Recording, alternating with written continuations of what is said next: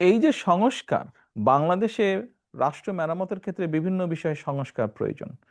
একজন ব্যক্তি দুবারের বেশি প্রধানমন্ত্রী থাকতে পারবেন না, থাকবে না।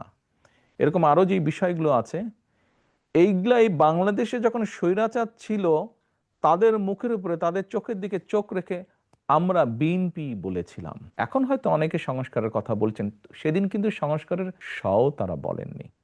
তারপরেও পরিপূর্ণ শ্রদ্ধা রেখে আমি বলতে চাই সকলের প্রতি যে বিএনপি নোট অফ ডিসেন্ট দিলে সেটি সমস্যা, অর্থাৎ বিএনপিকে এগ্রি করতে হবে সবার সাথে, তাহলে ঠিক আছে। কিন্তু বিএনপি যদি কোনোটার সাথে একমত না হয় তাহলে বেঠিক।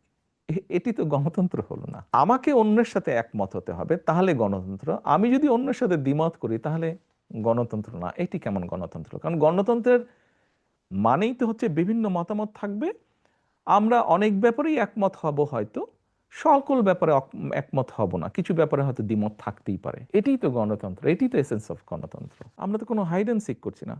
আমি যেটা মনে করছি যে ভাই, আমি মনে করছি যেটা আমার দৃষ্টিতে ঠিক না, আমি বলছি ঠিক না।